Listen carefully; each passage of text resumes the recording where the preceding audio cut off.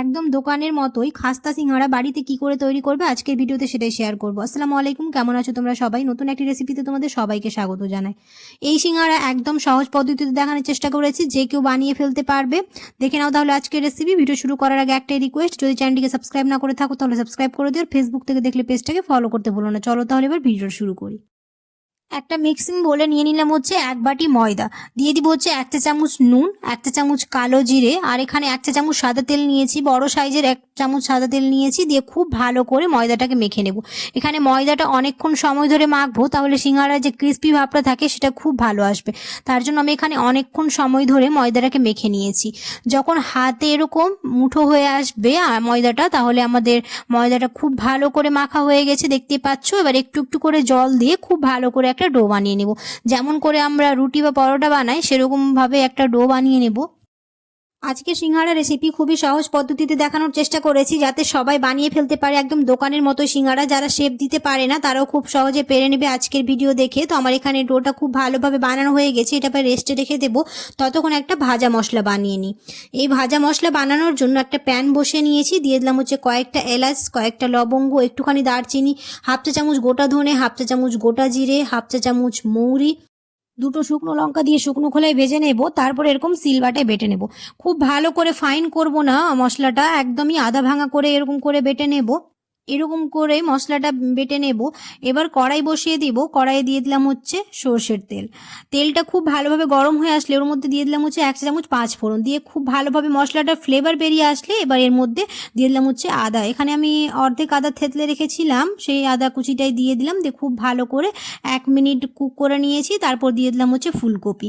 এই ফুলকপিগুলো খুব ভালো করে নেড়ে চেড়ে এবার এর মধ্যে এখন দিয়ে দিব হচ্ছে 1/2 চা চামচ হলুদ গুঁড়ো, 1/2 চা চামচ নুন। তাহলে ফুলকপিটা খুব ভালোভাবে সেদ্ধ হয়ে যাবে। আর এই শীতে এই সিঙ্গাড়া থাকলে আর কি লাগে বলো? এখন যেহেতু ফুলকপি আর শীতে সব সবজি পাওয়া যায়, তো এখন সিঙ্গাড়া খেতেও খুব ভালো লাগবে। আর এবার দিয়ে দিব হচ্ছে, এখানে আমি 2টো আলু সেদ্ধ করে রেখেছি, এরকম করে ভেঙে ফুলকপির মধ্যে দিয়ে দেবো। দিয়ে খুব ভালো করে এটাকে কুক করে নেব 3 থেকে 4 মিনিটের মতো। অনেকেই আছো ভিডিও দেখে চলে যাচ্ছ, সাবস্ক্রাইব করো না, অবশ্যই সাবস্ক্রাইব করে দিও। আর ফ্রেন্ডস আর ফ্যামিলির সাথে বেশি বেশি করে ভিডিওটা শেয়ার করে দিও, তাহলে আমার ভিডিও বানাতে খুব ভালো লাগবে। এখানে খুব ভালোভাবে এটাকে মিক্স করে নিয়েছি। এবার দিয়ে দিলাম হচ্ছে 2 থেকে 3টা আমি কাঁচা লঙ্কা কুচি করে কেটে রেখেছিলাম, আর একটুখানি ধনে পাতা। এবার যে ভাজা মশলাটা আমরা বানিয়ে রেখেছিলাম সেটা দিয়ে দিলাম, আর দিয়ে দিব হচ্ছে ভাজা বাদাম। দিয়ে খুব ভালো করে মিক্স করে গ্যাসটা বন্ধ করে দেবো। আমাদের পুরটা একদম রেডি হয়ে গেছে। আর এখানে দেখতেই পাচ্ছ ফুলকপিগুলো খুব ভালো করে সেদ্ধ হয়ে গেছে। এবার আমরা যে ডোটা রেস্টে রেখেছিলাম সেটা এখন অনেকক্ষণ সময় ধরে মথে নেব, তাহলে সিঙ্গাড়া ক্রিস্পি ভাবটা খুব ভালো হবে। দিয়ে এবার লেচি কেটে নেব। এরকম করে সব একই সাইজের এরকম করে লেচি কেটে নেব। সবগুলো লেচি কাটা হয়ে গেলে এবার এক এক করে বেলে নেব। এই সিঙ্গাড়া একদম দোকানের মতোই হবে, আর আমি আগেই বললাম খুব সিম্পলভাবে দেখানোর চেষ্টা করেছি। এবার এক এক করে এরকম লম্বা করে বেলে নেব। আমি 5টা লেচি কেটেছি, তাহলে আমার 10টা সিঙ্গাড়া হবে। খুব ভালো করে এটা বেলে নিয়েছি। এবার এরকম মাঝ বরাবর এরকম করে কেটে নেব। আর দেখতে পাচ্ছ বেশি মোটাও না আর খুব বেশি পাতলাও রাখা চলবে না। এবার খুব সহজভাবে শেপ দিয়ে দেবো। এরকম 2 দিকে মুখটা মুড়িয়ে মাঝখানে পুর দিয়ে আর এরকম মাঝ বরাবর মুড়ে দিলেই আমাদের সিঙ্গাড়া একদম রেডি হয়ে যাবে। একদম সহজভাবে দেখানোর চেষ্টা করেছি। সিঙ্গাড়ার শেপ দেওয়ার সময় একটুখানি প্রবলেম হয়, তাহলে খুব সহজভাবে এরকম করে শেপ দিয়ে দিলে আমাদের সিঙ্গাড়া একদম রেডি হয়ে যাবে।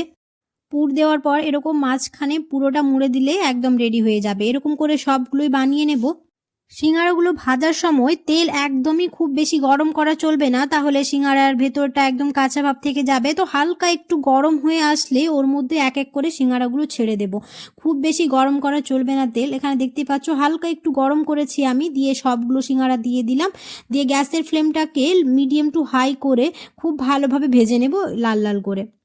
মাঝখানে আমি একটু উল্টে পাল্টে দিয়ে ভেজে নিয়েছি। আমাদের সিঙ্গাড়া ভাজা হয়ে গেছে। আশা করছি আর বলার দরকার নেই কতটা সুন্দর হয়েছে।